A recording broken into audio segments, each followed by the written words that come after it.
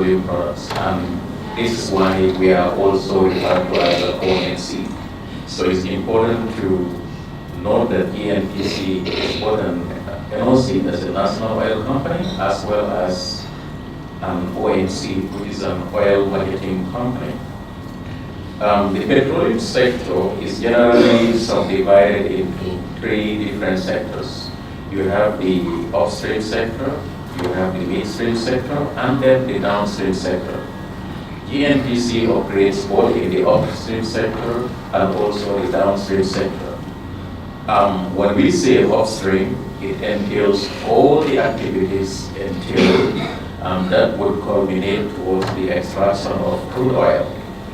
Now, that crude oil cannot be usable. It has to be refined, and when it is refined, it becomes the diesel and the petrol that we use. So that is the downstream sector. The downstream sector is the distribution and marketing of petroleum products. Then you have the midstream sector. The midstream is the linkage between the upstream and the downstream. And that's where you have storage, transportation. Although we are not directly involved in the midstream sector, but we have an ownership stake at Petroleum because GNPC owns 12.9% of Petroleum, and by default, we cannot avoid being involved in the midstream sector. So currently, we have a staff composition of something in excess of 200 personnel, and like I said, we are into the upstream and then the downstream sectors, and also we have support functions, and these support functions are headed by directors. Thank you very much. Yes, thank you very much. Now, for the upstream sector, can you help us understand what exactly are you doing in the sector and some of your current activities you are doing right now? Well, like I said, the upstream sector includes all the activities that would culminate to the extraction of crude oil. The Gambia is mapped into oil blocks. So we have oil blocks, and right now what we do is GNPC. It is a sectorial approach. Both GNPC, the Petroleum Commission, and the Minister of Energy and Petroleum are involved in the marketing of these oil blocks so that we can have prospective entrants that would come in and then partner with the government of the Gambia through GNPC for exploration and development initiatives. And as the business arm of government in the oil and gas sector, it is also prudent that when companies come in for exploration purposes, government's interest is assigned to GNPC, and we partner with whatever companies that come in a bid to explore and develop our oil and gas reserves. Right. Thank you very much. Now, currently, what partnership do you have, or who are those that you are partnered with in the sector? Currently, in the upstream sector, we have only one partner, and that is active, and that is Petroleum.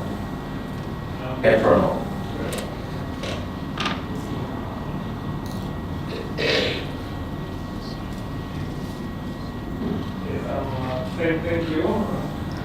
Thank you very much. Now, in terms of your activities, for example, on the in the downstream, for example, how do you get in terms of the cost? How do you get it? Thank you very much. As stated in my write-up statement, GNPC is also an OMC, and now, in your write-up, the document doesn't actually have a page number. Can we just number the page so you can verify what's the pages? Like the cover page is just notice, so where you have the corporate background within the page 1. And the following page, that's the relationship with Petroleum page 2, and then page 3. So you can always reverse to the page, and then page 4, the last page. So you can always reverse so that others can actually follow what you're saying. Thank you. You can go ahead. Thank you very much. With reference to page 2 on the write-up, where I have on our relationship with Petroleum, the first paragraph, I did indicate that we own about 12.9%, and that's our ownership stake at the depot. But back to the question you asked on how we source our petroleum products, GNPC serves both as a trader and also an oil marketing company. And in fact, this is why the depot would ordinarily have two accounts for GNPC. We have a trader account and also an OMC account. Now, when we operate as a trader, GNPC would identify potential suppliers outside the country and then have agreements to supply a particular consignment of petroleum products. Now, when that happens, we would have notified Petroleum that, of course, officially, that we are expecting a consignment of X metric tons. And with that notification comes with an application for unit space. Now, Petroleum would revert back to us based on the availability and advise acceptance of the space. Once that is done, a tripartite communication channel will be established between the Petroleum, GNPC, and the trader. And GNPC will furnish Petroleum with all the documents that they need. And paramount among those documents are the certificate of quality, certificate of analysis, what's it called again? The certificate of origin, which is also very important, and any other shipping documents relevant. So Petroleum would do their due diligence, and then once we receive a clean bill of health, we'll notify our supplier, and then the supplier would advise on the delivery dates. And the Petroleum would work towards that. And when the vessel arrives, it goes to berth, and then the product would be received. But even prior to that, products would have been tested. And the test would just try to ascertain whether what is obtained on the certificate of quality is in fact true. So the test is usually carried out by an independent body, and I guess one of the annexes you would have seen SGS. So once that is done, Petroleum will receive the product, and then they'll give us an outturn report. The outturn report would specify that we are getting the volumes that we would have ordered, and then a certificate will be issued to GNPC for the consignment, and that product would be in our trader account. So GNPC would start drawing from that product for our own internal consumption, and then when we have potential customers in this case are predominantly oil marketing companies who wouldn't have imported on their own. So this is one scenario. Then you have another scenario wherein GNPC will buy product in tank at the depot. So it has always been the practice that traders bring in their product and then dump it at the depot, and that is in country, and then OMCs would now buy directly from the traders, and then when that is done through what is called an ITT, that's an in-tank transfer.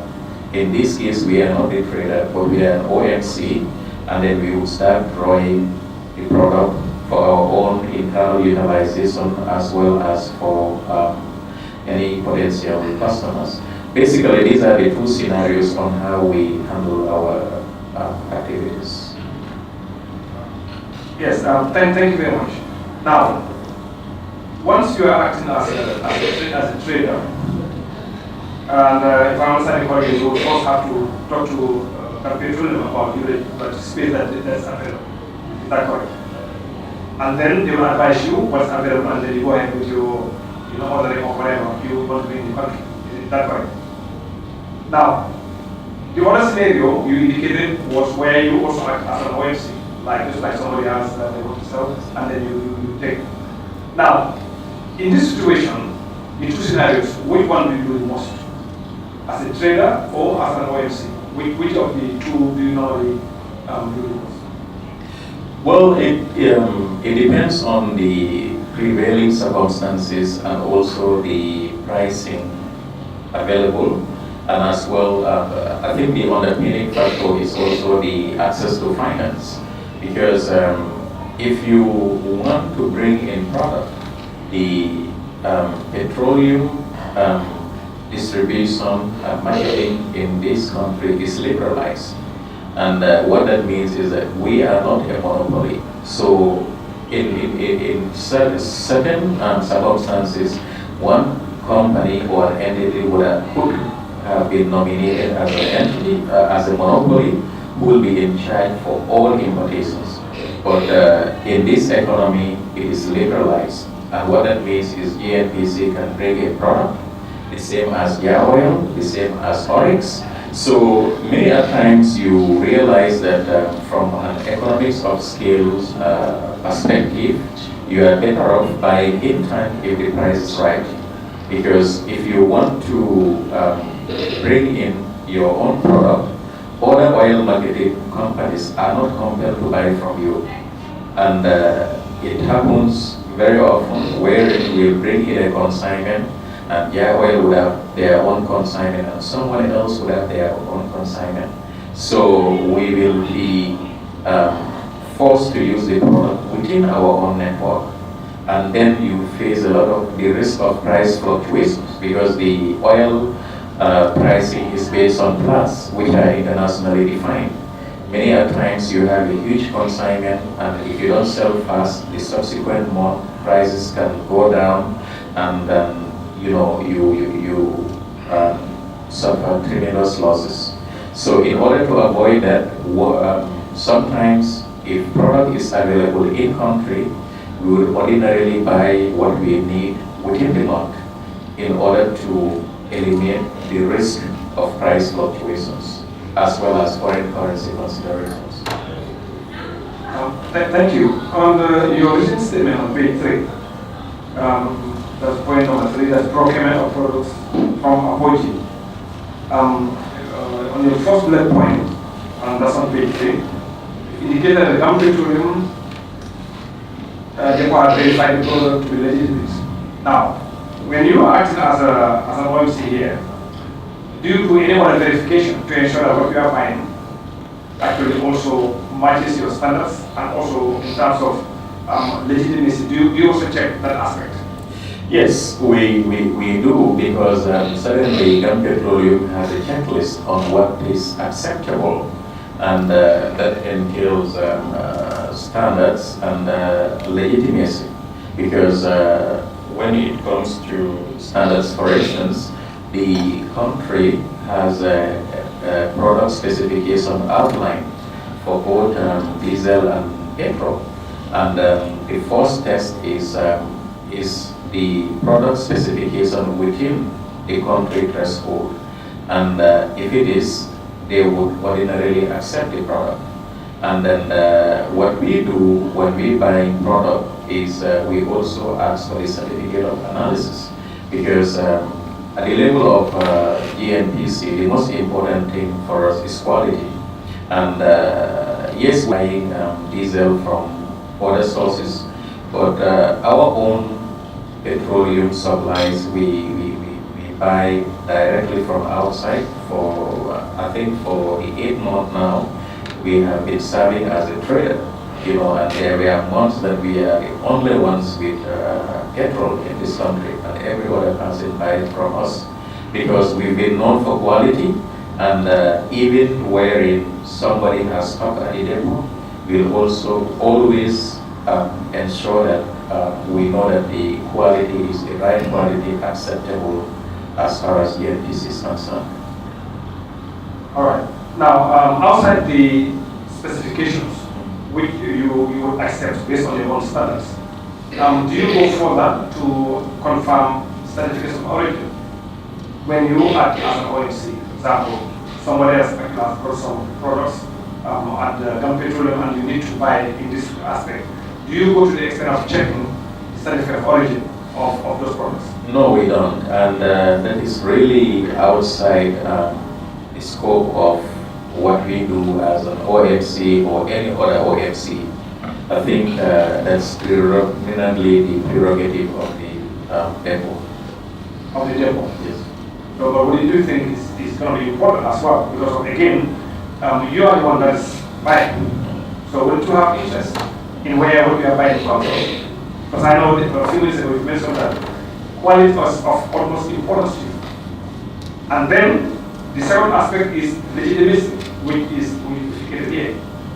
Even though Petroleum may be the sole person that's responsible to ensure that the sources come from legitimate sources, but do you think you also, as a buyer, you need to also know where this is also coming from? Well, I think that is important, but Mr. Honorable Co-Chair, like I said, that would be outside what we do as an OMC and any other OMC, because as an OMC, what is important to us is the product availability from the depot, and then we are buying in tank. If, for instance, we are a trader, we would ensure that all risks covered, and then we would go further to verify the origin.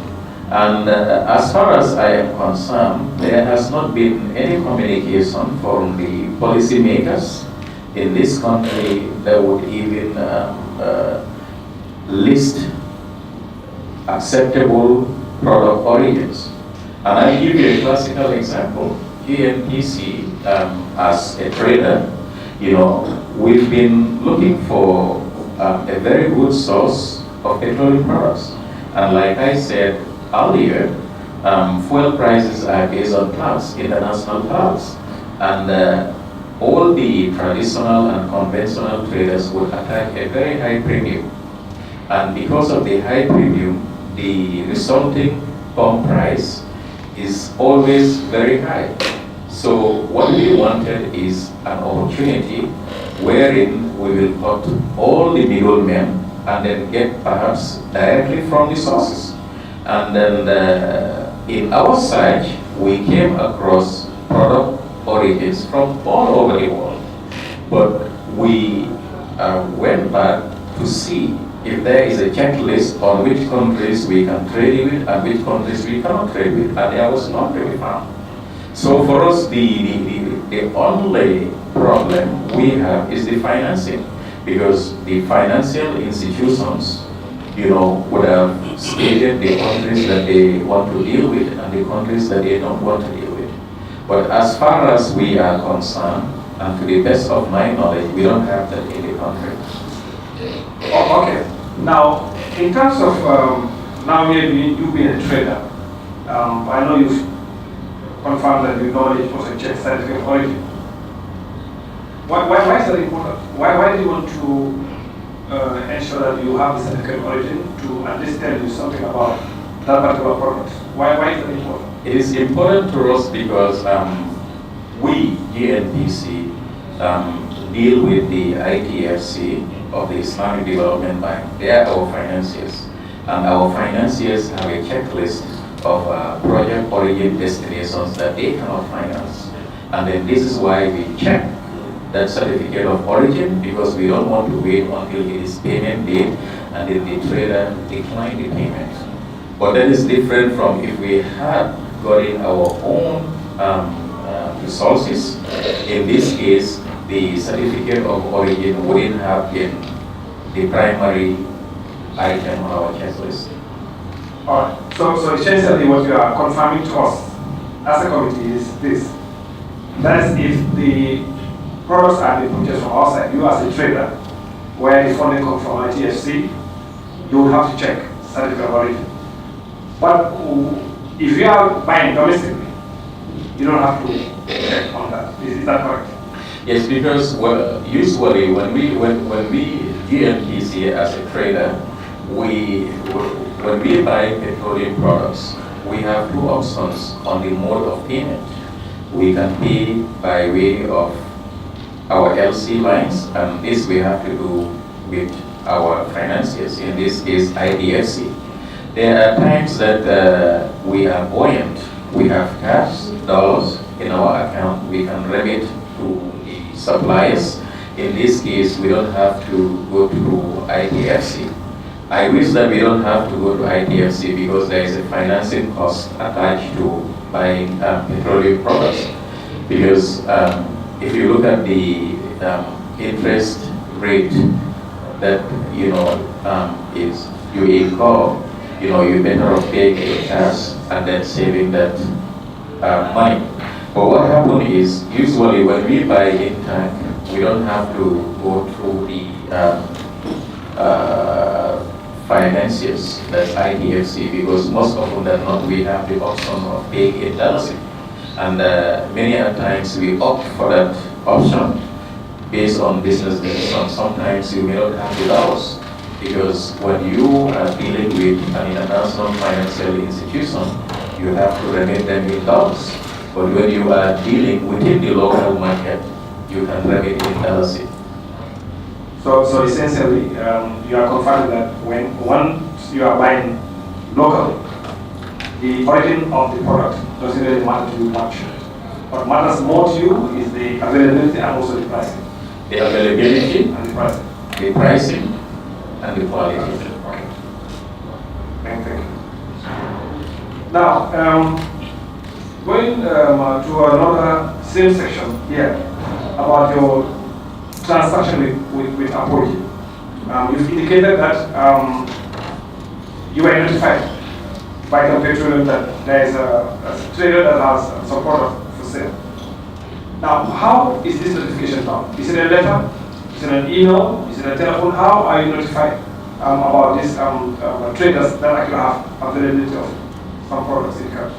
You see, where we are at GNPC, people would approach us from everywhere telling us about product, about who has product, and all that. And many, and most of these notifications are usually through phone calls, or perhaps a staff would walk in, and verbally tell me.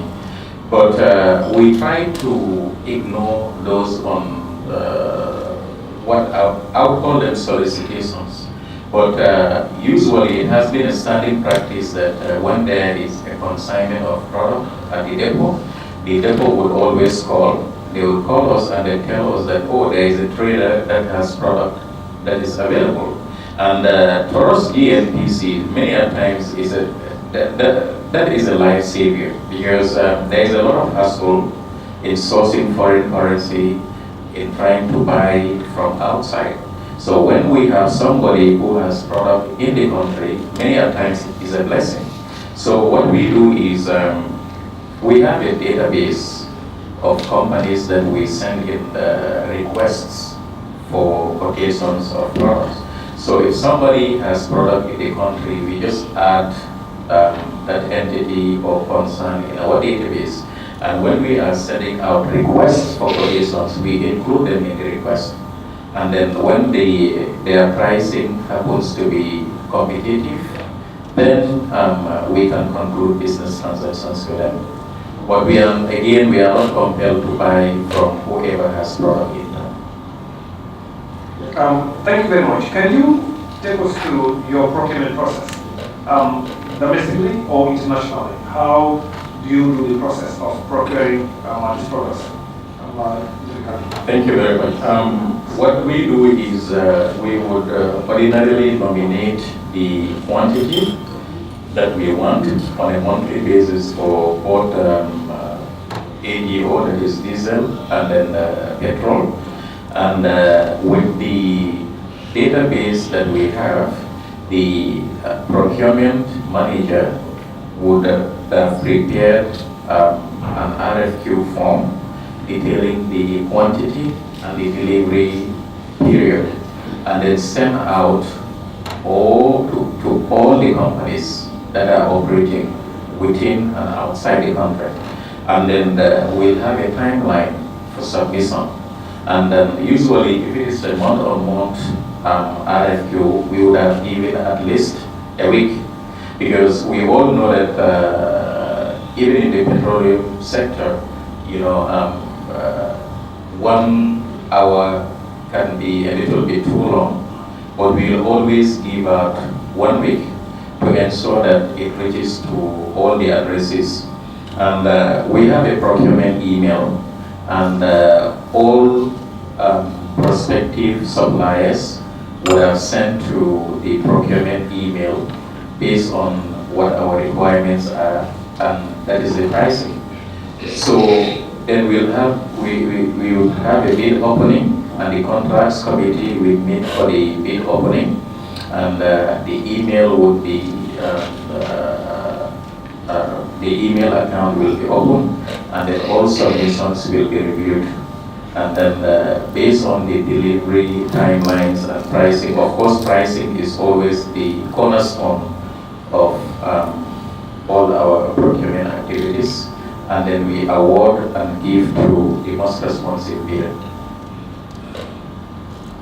Yes, thank you very much. Now, as an OMC, when you are buying your products, do you buy from anyone, or do you check whether, one, they are licensed to operate in the country, or you just send out the bidding and then whoever responds, then you buy from there? Are there any requirements when you are buying? Well, what we do is we send out the RFQs, and then if people have product in tank in the country, and then they participate, and the pricing is right, we buy from them. But I'll be very honest to say that we don't go further to check on their licensure and everything else, because for us, we believe that that is beyond the scope of what we do. Yes. Do you follow the GPPA 2023 regulations when you are doing procurement? Yes, we do.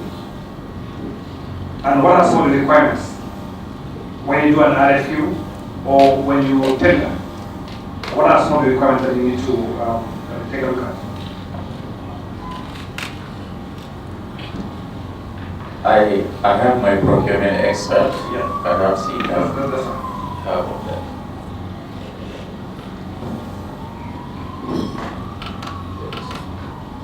Thank you, Honorable Chair. As per the 2022 Act, Section 21, subsection 2M, exempted GNPC from following the GPPA procedure in procuring fuel. But the reason why we go forward to get into that is because we cannot just identify one individual supplier to say he is the most responsive. So we engage other suppliers to see who has the best price, better price for us when it comes to the procurement of fuel. But in essence, we are not obliged to follow the procedure in procuring fuel. Okay. So meaning when you send out the RFQ or a tender, whoever comes your way, based on the pricing, based on the delivery time frame, you are okay with that? Yes. So there is no other check that you have to do? But we have our evaluation criteria. One of them could be you have to, the specification will have to be in line with the country specification. we might also look for the delivery period that you have to send in the delivery product. And another thing could be the payment terms.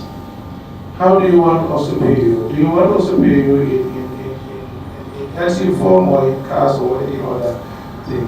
Of course, we don't just leave it open that way. We have to look for our own evaluation criteria that favors us as an institution. So you don't check whether those companies actually have registered with GPPA, or you also don't check whether those companies actually have registered as a company in the Gambia. You don't check any of those. Well, registered with GPPA, no, we don't check because, as I stated earlier, so if petroleum product or trade-related products like petroleum is exempted from applying for GPPA, so we don't go further to ask for their GPPA. Can you tell us the section you mentioned again on the GPPA?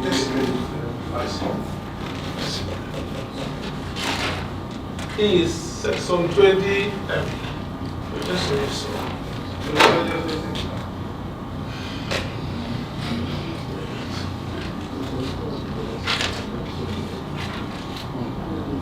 Section 21M. 2M. Can you read the section? It says, okay, if I may make reference to section 21.2, this act shall not apply to, and you have A up to M. Yeah. The M that affects us is procurement of trade-related products of some state-owned enterprises. So based on that clause, yes, you don't check any other thing.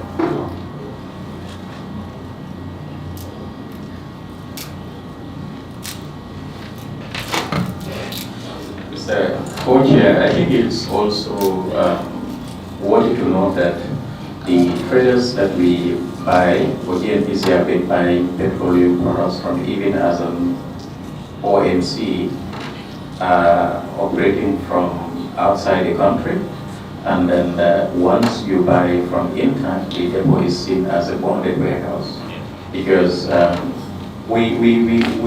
yes, we bought product from Aboji, but we bought product from Trafigura, and perhaps very few people in this room heard about Trafigura. We bought products from Total. All these companies are international traders, and they have no reason to register with GPPA in this country, because once product is at the depot, onus is now on us to ensure that we buy the product, we deliver within our stations or whoever we are selling to, and then we pay the applicable taxes. Yes, thank you. Are you familiar with the anti-money laundering laws in this country? Well, to some degree, yes. But what is important to us, like I said earlier, we are buying product from Intact, and if we are buying product Intact, we would have gone through a very transparent procurement process, and then we remit payments to the nominated accounts given to us by the supplier, and to us, we would have, as an institution, we would have checked every item on our list. So essentially, in terms of your business dealing with other traders, due diligence is not an issue to you. Can you say that? No, the due diligence is paramount. Due diligence is paramount, and like I said, the Apogee transaction happened because the product was available, and at the material time we were getting a competitive price or competitive pricing, and for I think a prolonged period of time they have been the principal responders anytime we have done RFQ. I think this was for an 8-month period. Yes. With your interaction with Apogee, Do you know whether they were registered locally or they were not registered? Do you have any idea? No, we have no idea. Now, how about the other traders that you deal with in the past? Do you check whether they have a license to trade in, or do you check any of those things? No, because virtually all the traders that we have been dealing with in the past are international. So just like appointing. Okay, so you don't deal with any OMC in the country. We deal with OMCs in this country, and the way our business transactions are broadly and systemically, because there are times that GNPC has stock and their oil wouldn't have stock, and they'll approach us and we sell to them and vice versa. Thank you. Now, coming back to your relationship with other institutions, for example, with the Ministry of Petroleum, can you tell us your relationship with the ministry? Well, the ministry has an oversight function of GNPC, and GNPC is a parastatal, is a public corporation that is under the ministry, under the oversight functions of the ministry rather. So the ministry gives us policy direction.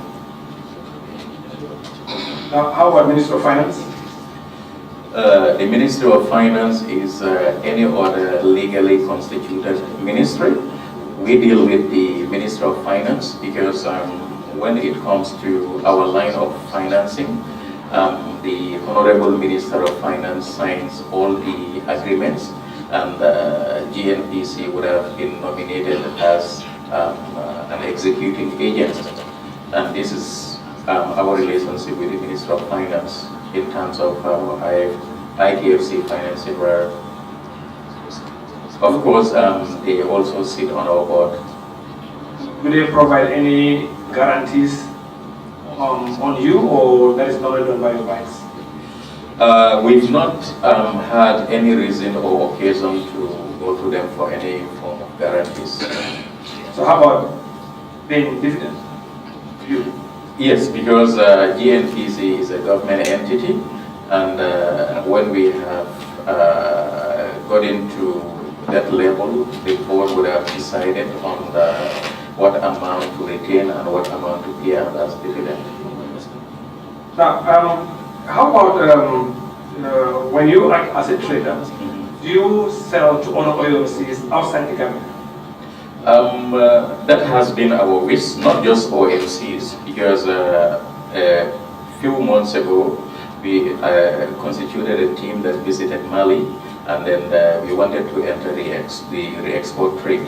And then with that, our focus is to be able to come up with volumes, and with these volumes we hope that we'll be able to get products based on economics of scale, get favorable pricing and enter the Malian market. And this has been our dream, and to this day, to this morning, we are working on it. Okay. Thank you. Now, in terms of your pricing, whether you are an OMC or a trader, does any of those two ministries, Petroleum or Finance, play any role in determining your pricing, the pricing of your products?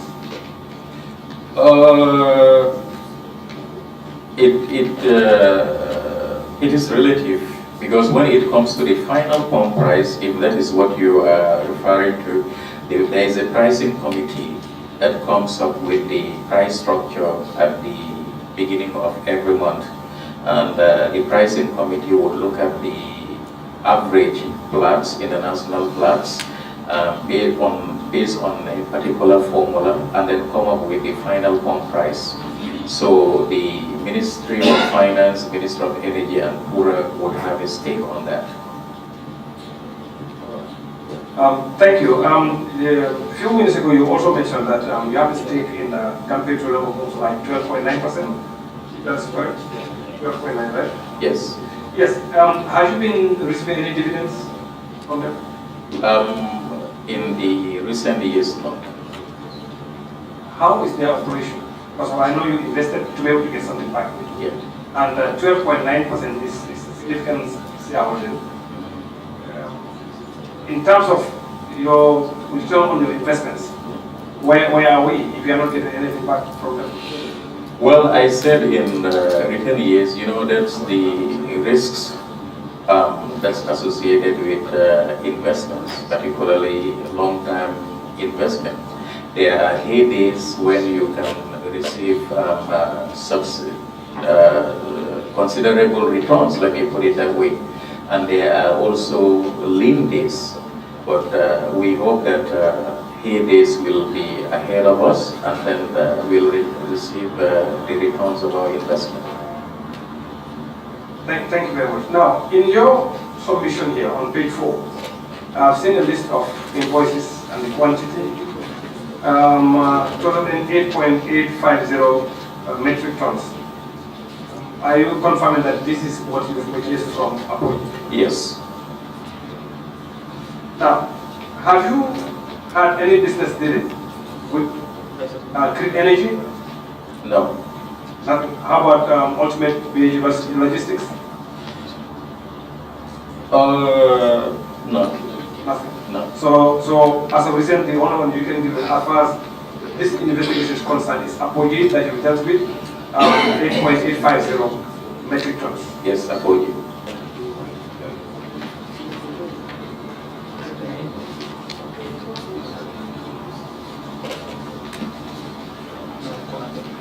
Now, we want to be clear also, because we are doing an investigation, and in some situations we see Apogee, in some situations we see Ultimate Apogee, and in some situations we see Great Energy Apogee. So which one did you deal with? Yes, you see, we are very conscious of what we call the audit trail. We've been dealing with Apogee, and anytime we send RFQs, we send to Apogee. The very first invoice, if you look at, I believe, Annex 1 of my submission, the very first invoice you have ultimate page, and that was the, but then the RFQ was sent to Apogee. You see, when we saw ultimate page, our procurement manager was instructed to write back to them to clarify why are we getting an ultimate page invoice and it is Apogee. So they clarified to us that that is a business in the Gambia, and that is the instruction that they are giving us. We have the documentary evidence. It was communicated by email. Because for us, the most important thing is the payment instructions. We dealt with Apogee, and then Apogee gave us this account to pay. But that was the very first transaction. But if you look at all the other subsequent 8 or so invoices, were all Apogee. Now, can we have that correspondence that you actually had in getting the clarification? I'm not sure if there's an email still. That effect.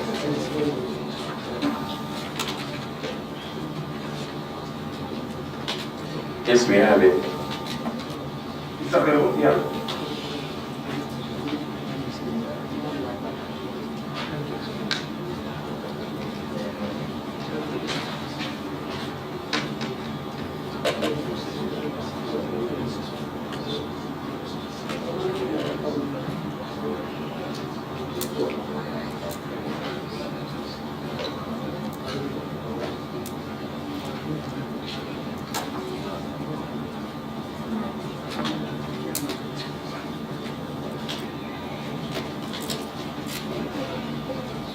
Now, yes, I've seen the inquiry here, where you made, it was sent to Mr. Boris Mas, where you can we have realized that the account name on the invoice is Ultimate BAG Apogee FZC, and on top of the invoice it is Apogee FZC.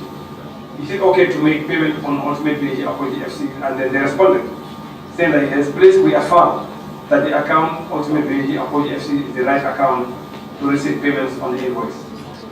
Is this normal?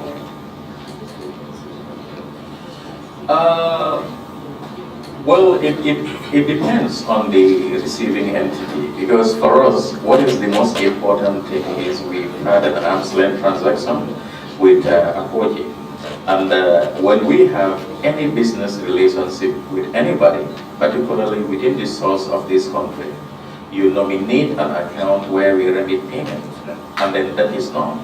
And if you realize, even all the subsequent invoices, we insisted that it has to be Akoji, and we paid Yes. Akoji. Exactly. No, I can see that. Yeah, but the very first time we didn't just go up and pay. We had to ask for clarification so that we get the affirmation from the supplier.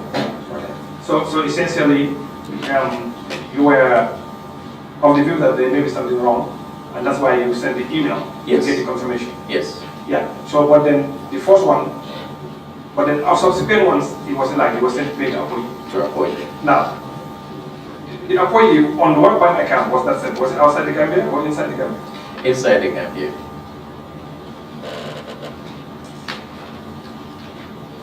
And what they gave was Apoyi only, nothing else. No, if you look at the invoices, all the invoices said Akoji.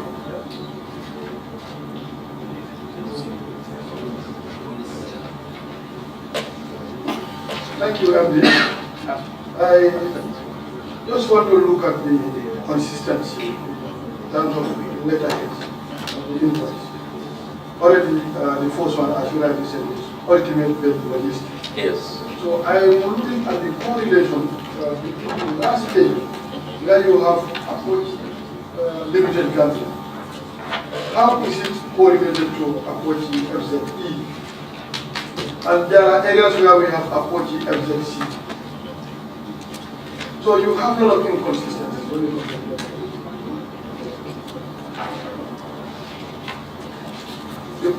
The first one, let's start with the first page, the first receipt. You have ultimate net logistic. The second one, you have approach FZC. The third one, approach FZC. The fourth one, the same. The fifth one, the same. And you have the seventh one, approach FZE. And the last one, you have approach limited Gambia. Okay. Like I said, the first payment that came said ultimate bid, and we tried to seek clarification, and the trader did indicate that we can go ahead with the payment, which we did. Subsequently, all the invoices said Apoji FZE. I believe it was the very last one, the last transaction we did with them in March, which says Apoji Gambia Limited. You are right. How about Apoji FZE? Yes, you are right, because the Apoji that we've known has always been Apoji FZE on their letterhead. FZE or E? FZE. FZE. But all these are C's, FZE, about 5 to 6 invoices. Yes, I think the FZE is the one that we have seen on their letterheads. FZC. FZE or C? C. C. Yeah. Okay, but this one is E, and the other one is 2. And if I look at their account name,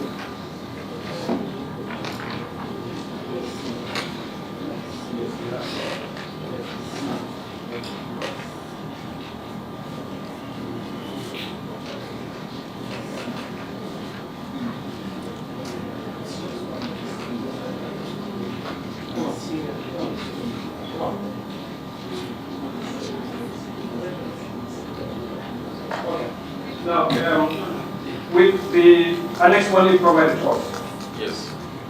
can we number the pages so that we are all on the same one? So the first page says page 1, and page 2, 3, 4, 5, 6, 7, 8,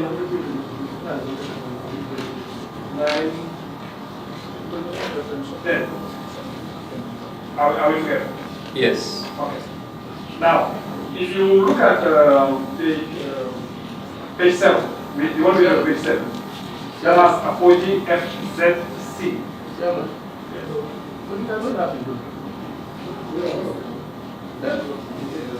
No, we don't have it. We will have a copy. Okay, then they are copy.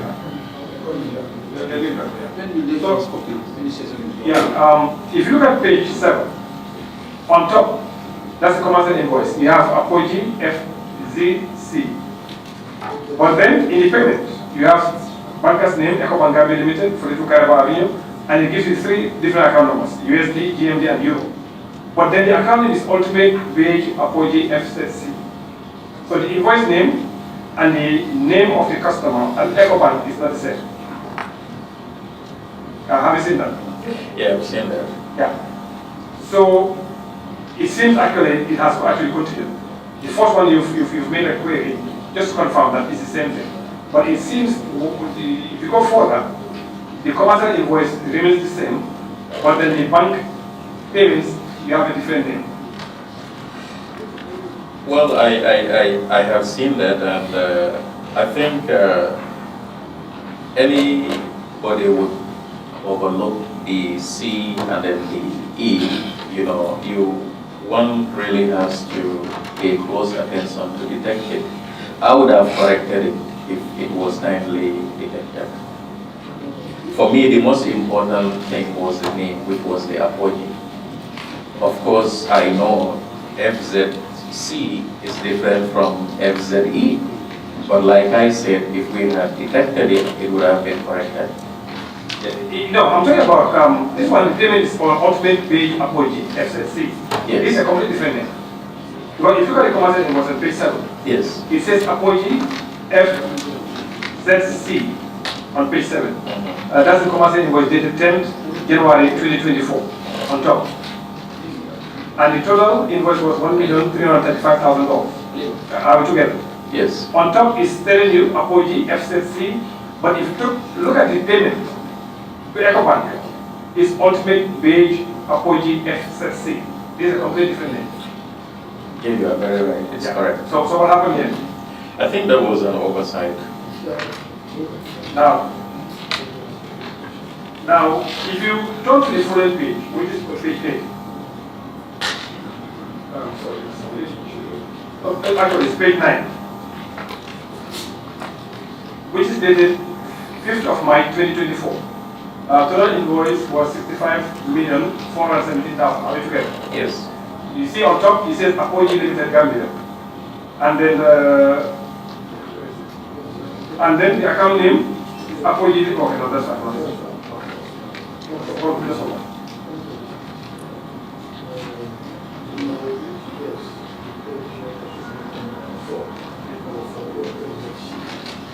Yes, if we check on page number 4, the commercial invoice dated 2nd of October 2023, value $1,620,000.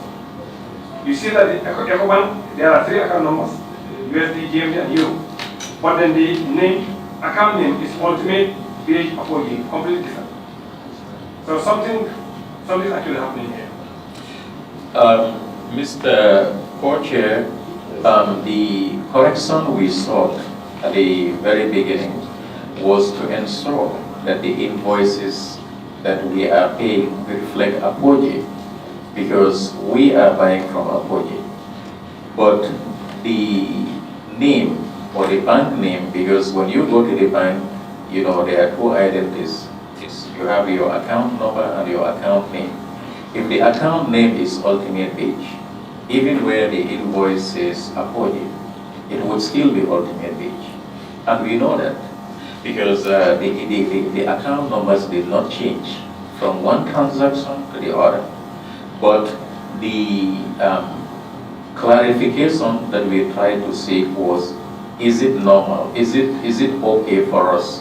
Because the invoice is saying Ultimate Wage, and the response we got was that Ultimate Wage is the same as Apogee. And that was comforting, part of the email correspondence. You call somebody Alaji Usman Bey and Usman Bey, they are not the same thing. They are not. If I have an ID card that says Alaji Usman Bey and Usman Bey ID card, it's not the same thing. That's true.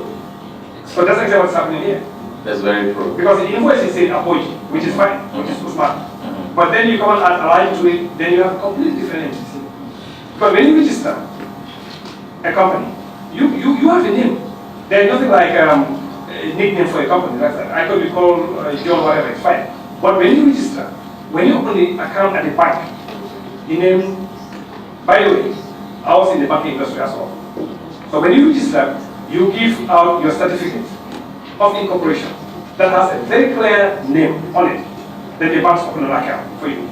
And in fact, when you send any transfer in the country, outside the country, once you give that instruction to the bank will ask you for an invoice, which should match the other side. In fact, if you send a SWIFT with that difference in name, that will be wrong. That's true. That I know. Yes. So in this instance, I can appreciate the first you made an inquiry to confirm. Yes. But then it seems the train actually still continue. In fact, now we completely different names now. But now from Apoji, we have ultimately Apoji also coming into play.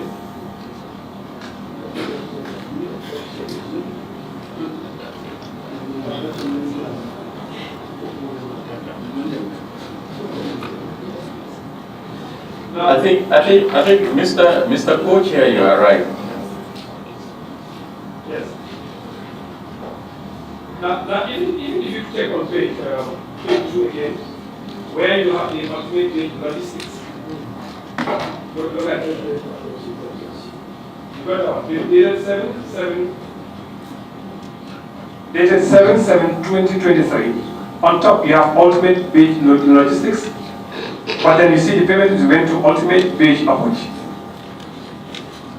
Again, completely different. Now you have the ultimate page logistics, then you have ultimate page approach.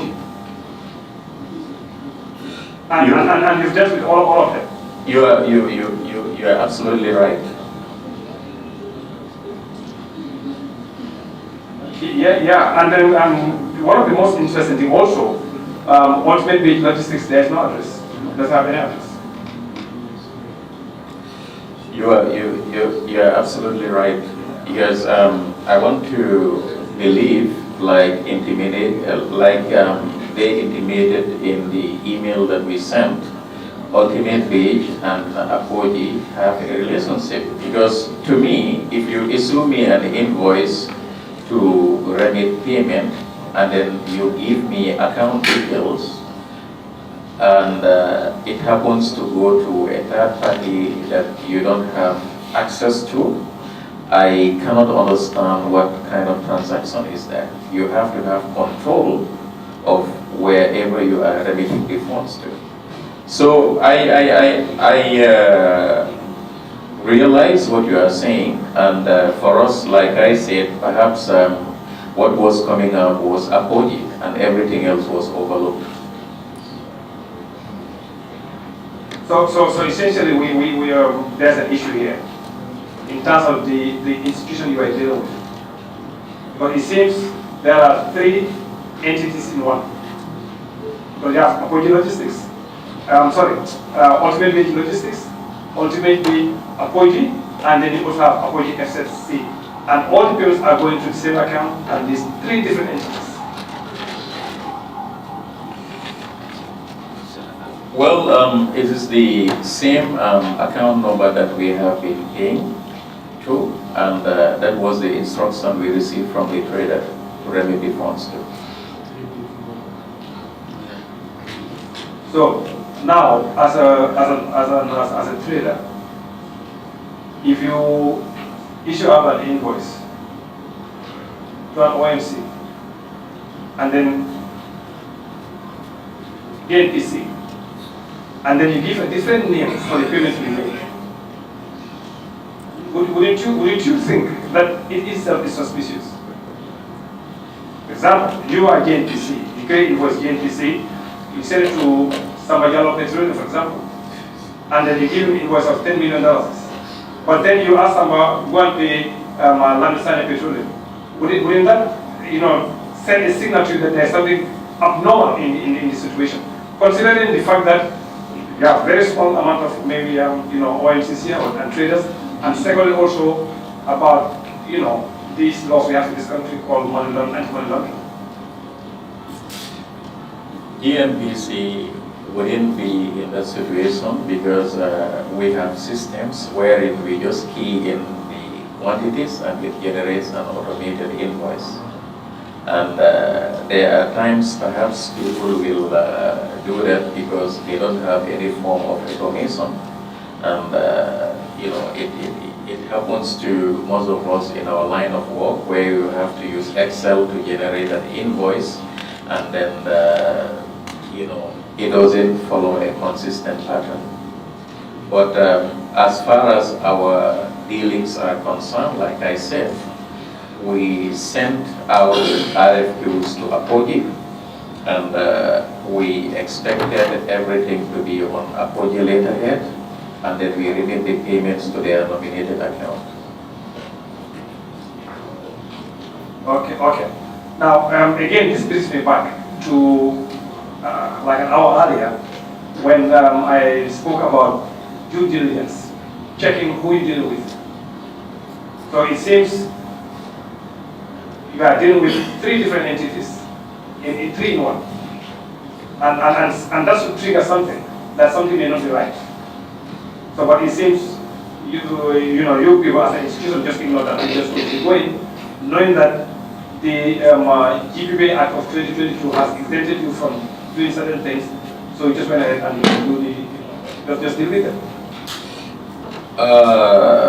Honorable Co-Chair, I beg to differ because from history, hypothetically, GNPC dealt with Trafigura in the past. Trafigura is an international trader, but Trafigura has a trading arm called Puma Energy, and sometimes they will issue Trafigura invoices and at times Puma Energy invoices. So in the oil and gas sector, you may see a trader that has an international trade name, but locally would opt to register a different company that receives their proceeds. Okay, oh yeah, that's perfectly fine. As long as it's registered in our books or according to the laws of the country, that should be okay. In fact, you can have Mr. Juara trading as, my logistics. It's fine, because that's what trading in. But it must be registered in our laws using the Companies Act. But then what is abnormal is you're dealing with entities that are not registered, but then when they give an invoice, when you make the payment, you pay to a completely different entity. That's the abnormality we have. Yes, we admitted that we paid to a company with a different name, but like I said earlier, us, the most important thing at that time was the payment instruction that we received from the supplier of the petroleum products. Now, in the past, have you encountered such in the past since 2003, I guess? Have you encountered any trader like this? They'll give an invoice with one name, but payment will be on a different. No, we have not. So this is the first time. Yes, this is the first time. All right. Thank you, Kucha.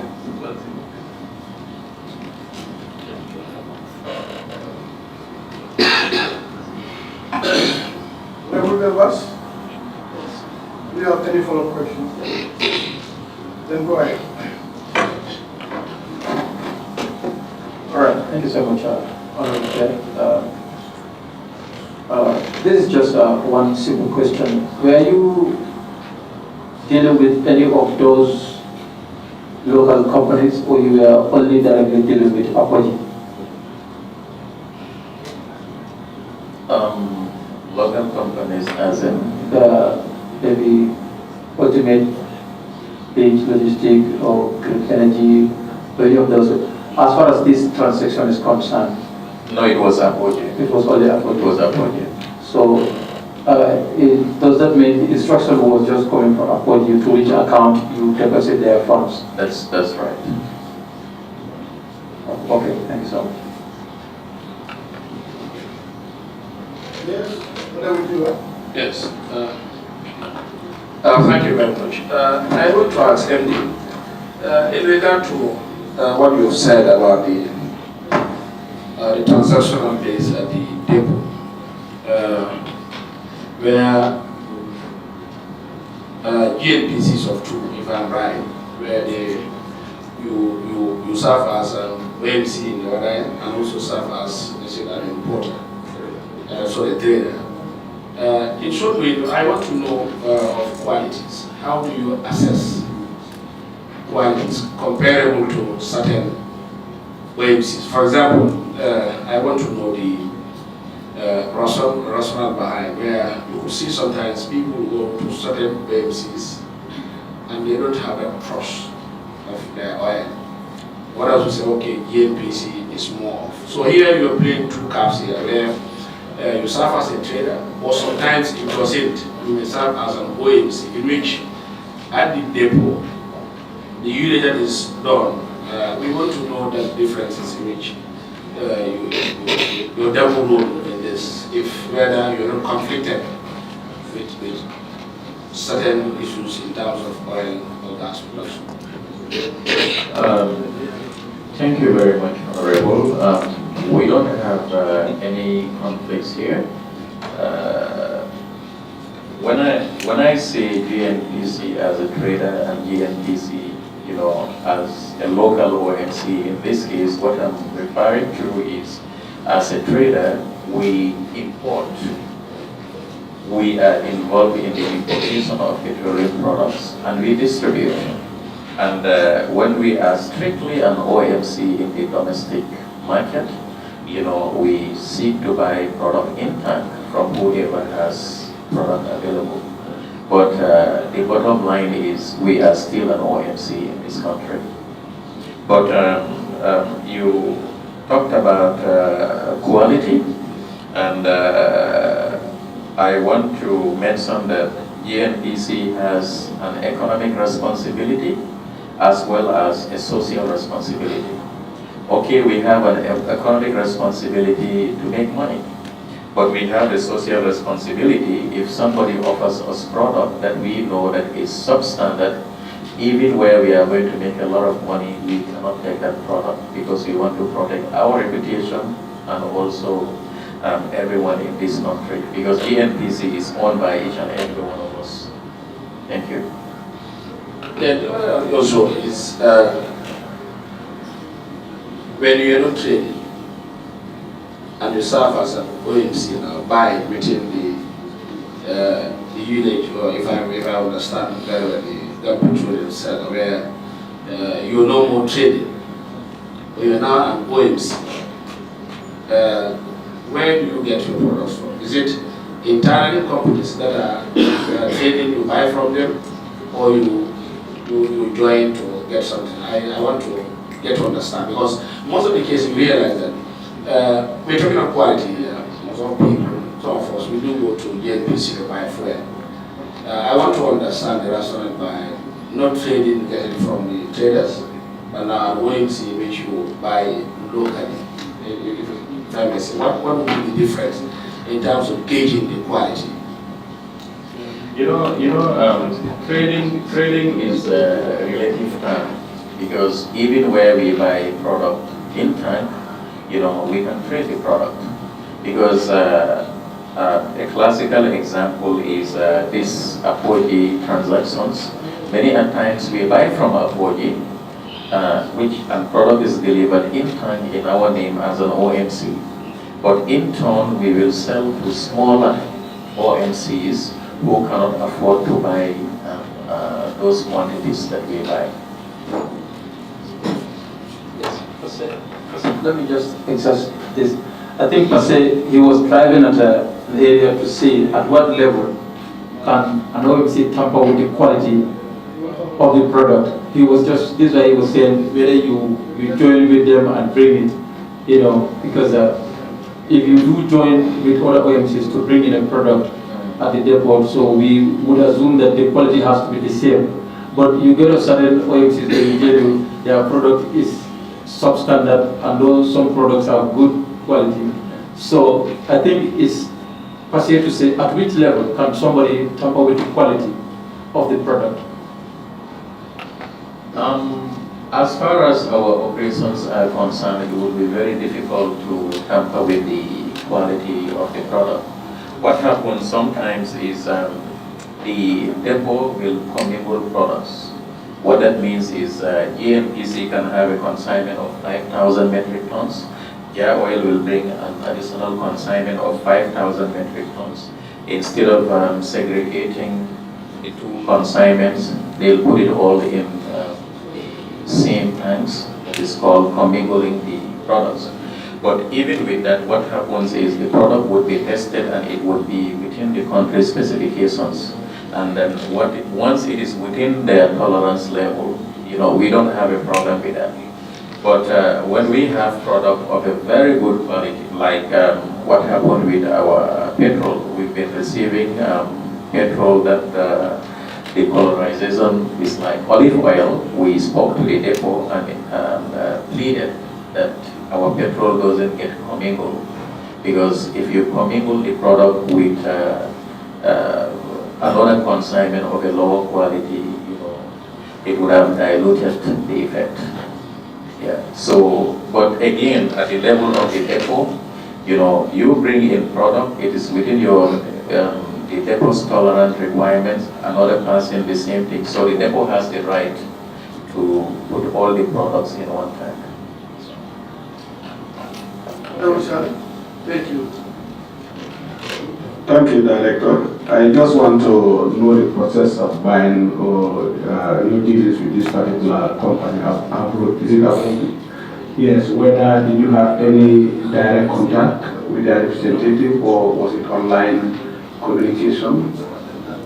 Well, usually we deal with them. Our procurement guy, our procurement manager would always send out RFQs, that is the request for quotations, and they respond directly to us, and then based on that, when we do our evaluations and they happen to be the most responsive, we conclude transactions with them.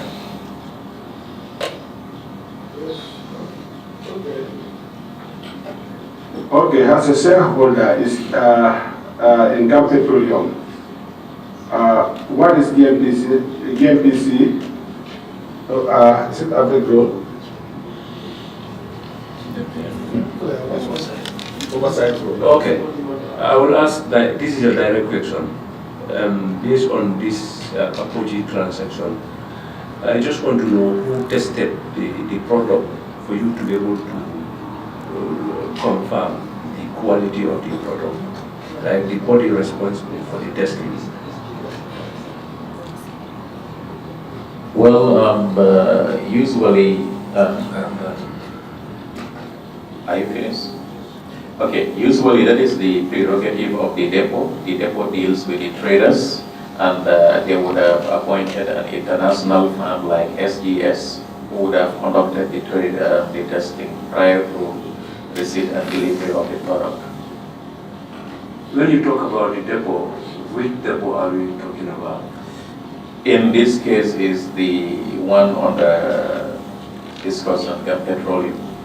Okay, as a shareholder in GAM Petroleum, what is the role of GNPC as far as your oversight role is concerned? Well, if you look at the shareholding of GAM Petroleum, GNPC owns 12.9%, and there are other institutional bodies in this country that also own shares, and also a private company. So by virtue of our shareholdings, we have a board, and the board is responsible for the oversight of Gun Petroleum, but the day-to-day operations of Gun Petroleum rests with its management team.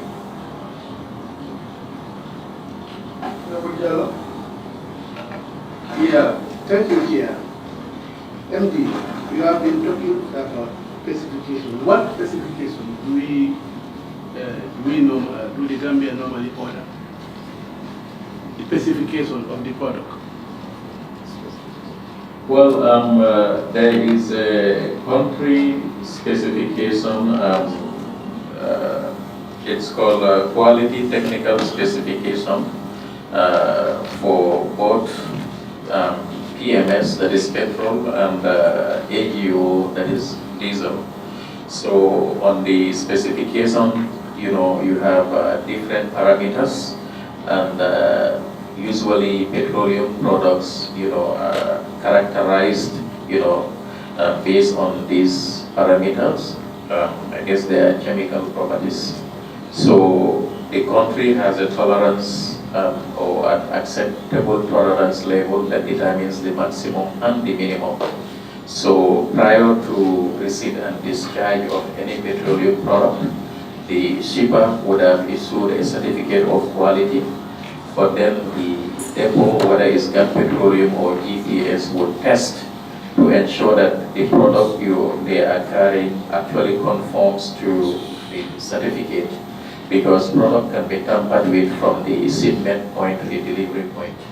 So usually, like I said, an independent firm like SGS would have conducted the testing, and once the depot believes that based on the test results it is acceptable within the country, then they can receive the product. A sample of the country specification looks like that. Okay, all that I'm seeing is what is required to Yes. receive the product.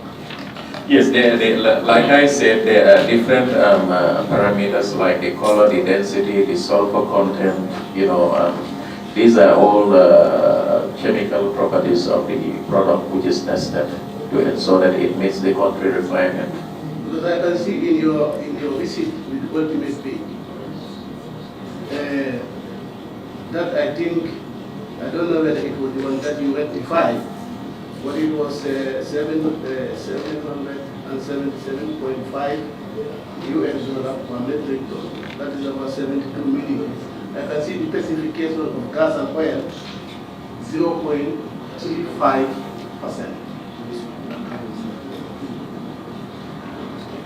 Yes. So, like I said, is all part of the country specification requirement. So that was the test analysis report. So that was the certificate of analysis that came with that product. And this is standard for them. It is within the acceptable standard. Okay. Then traffic order, when did you last deal with traffic order? I cannot remember, perhaps in the 2020. Yeah. When? Perhaps 2020. Since 2020, Yeah. you last dealing with traffic order. So it looked like Apodi was given a preferential treatment. No, Apoji just came. Apoji just came. Trafigura has been in the market. Prior to 2016, Trafigura dominated the supplies. Exactly. And then the PSTV has been around, different companies come. Yeah, that's what we wanted to establish, and even Adax was in the market. Yes. But since the coming of Apodi, it looked like you were not trading with your previous customers. No, What no, would be the reason, since you are telling me from 2020, 2021, 2023, was it that Trafigura was not in the market?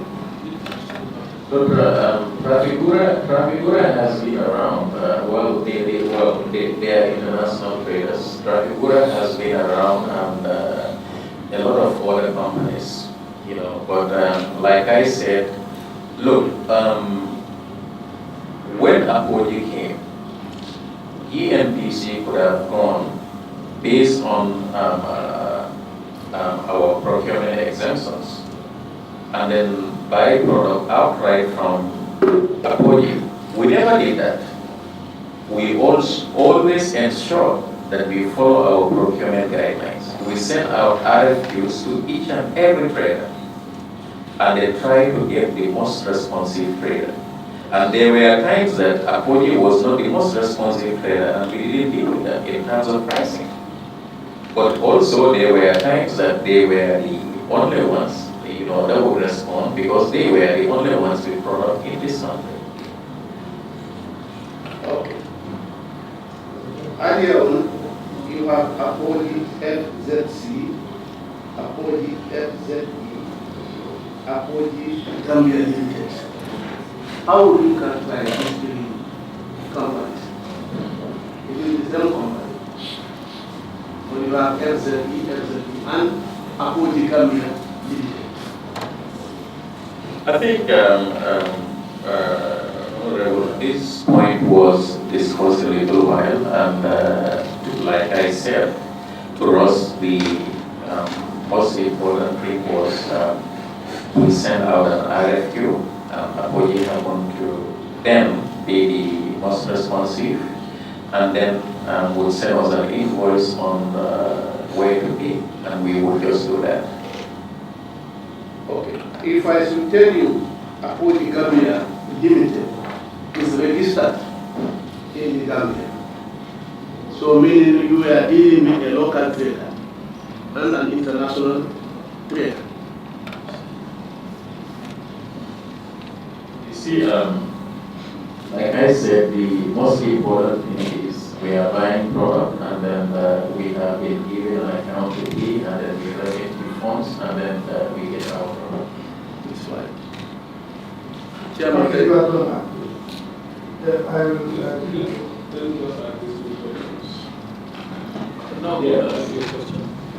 In what language is SES certification? In which language is SES certification from? Usually, once we receive them in English or in French. So, But because SES is based in Dakar, so it's a nationalist company, if I can try. it's an international company, but the closest testing point is in Senegal. Okay. Yes.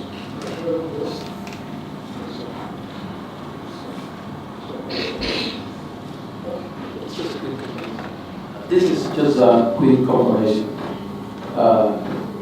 Do you know anything about fuel scarcity in the period when Apogee was present in the country? And if you do, what do you know about it? I don't understand. When Apogee was coming to the Gambia, by the time, do you know if there was any fuel scarcity in the country? There was any shortage of petrol product? Oh, I cannot remember, but what I do know is scarcities do happen by virtue of timing issues, and this is why the government gave GNPC a policy instruction recently to ensure that for GNPC to ensure the availability of petroleum products in the country. Because there are times that we would source and buy petroleum products in the recent past, particularly gasoline, that if we didn't do, there would have been absolute scarcity in this country. And we will rush to get a consignment to save the people.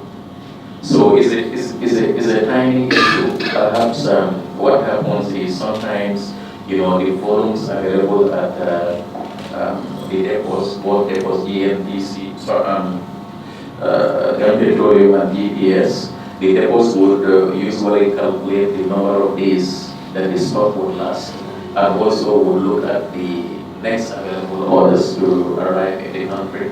and then that would create a scarcity situation.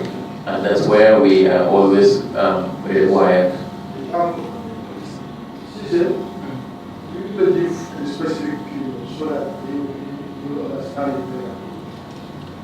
For export. 2023 from August.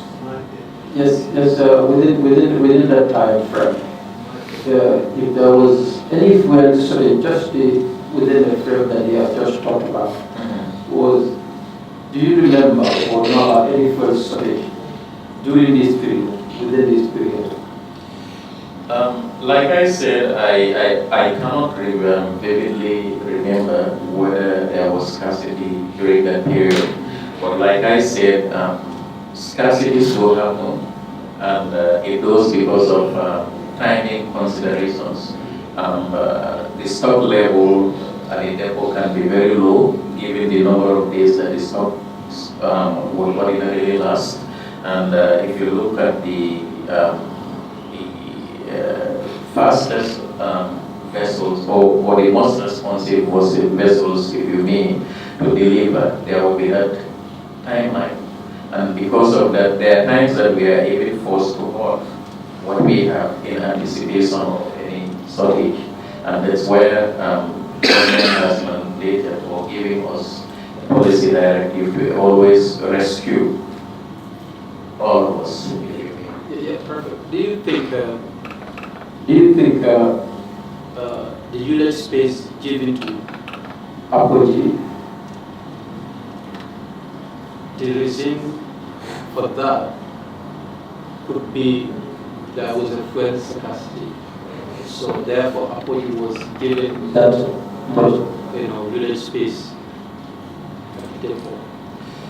The depot has an operational responsibility spearheaded by its management, and they determine when and to whom to allocate unit space. If you look at GNPC and Petroleum, I believe there are times that we apply and they deny us unit space.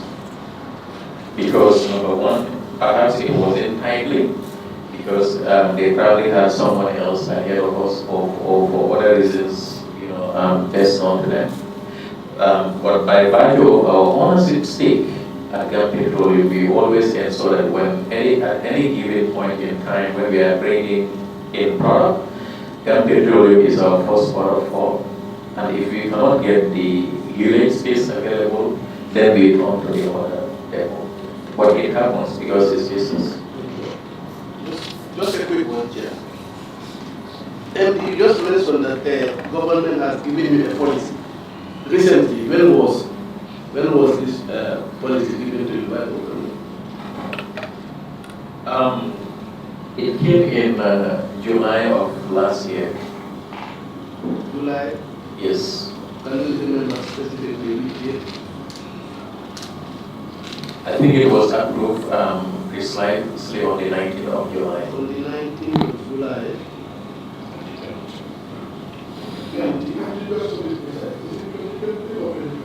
2023. 2023.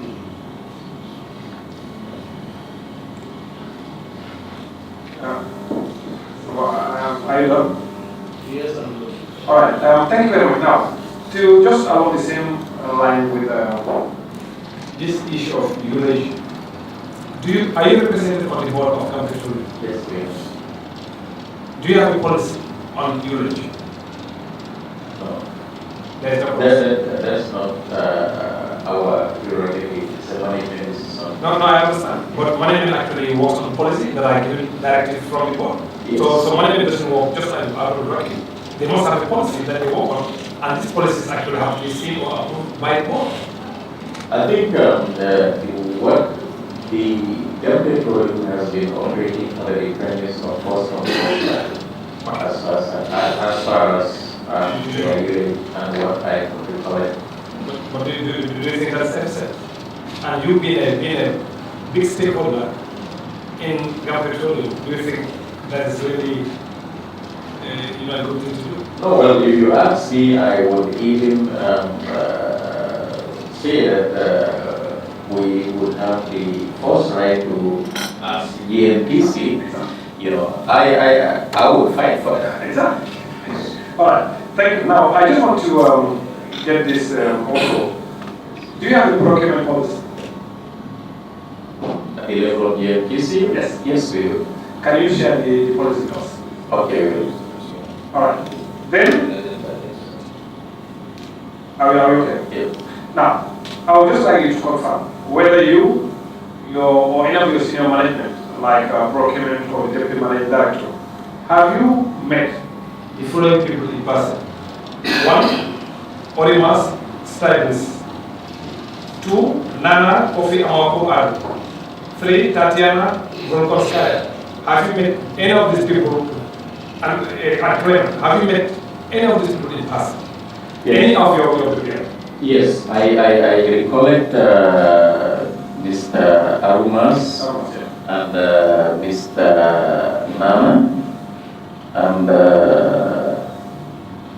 I believe it's Mr. Nana came to GNPC with the GM of Petroleum. That was at the beginning to introduce them as new suppliers into the market. And when you say the GM of Petroleum, who exactly is he? Mr. Yao, Mr. Yoro. Okay. So it was Europe that introduced you to those people that met? Yes, they came in as a team. Okay.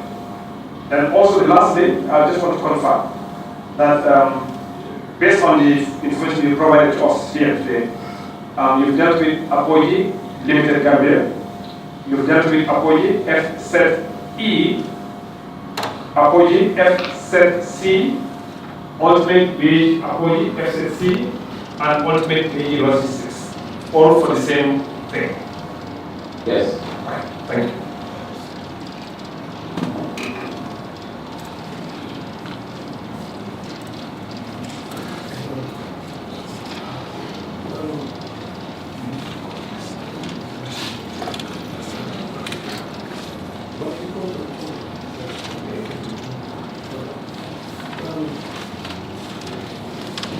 MD, thank you so much with your team here.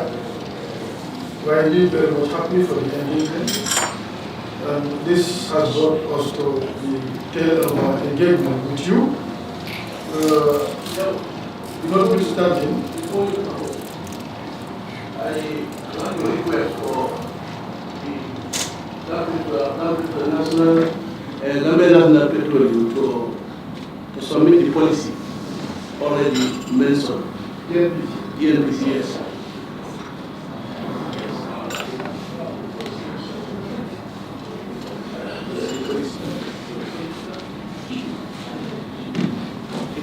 MD, the committee is also requesting shared policy. The policy instruction? Yes. Yes, we will.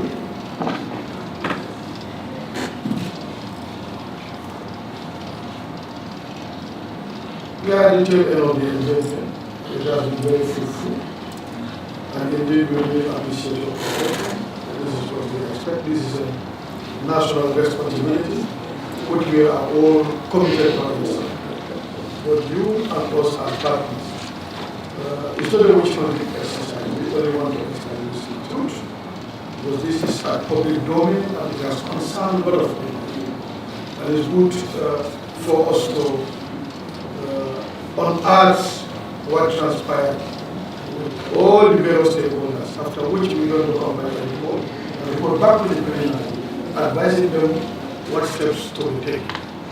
So what is important, the level of compliance, and for us to be very much bold enough to give us any evidence that will help us. I'm indeed appreciative of your cooperation.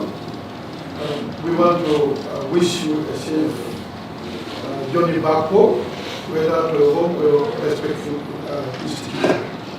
But before I finally close, I just want to, whether you have any reaction or you want to tell us anything before I close. Well, thank you very much. It was great being here, and we are available if you need any questions or any clarifications to us, and we'll happily be able to provide you with requested information. Thank you. Welcome, MD and the team. We may now leave and go back to the respective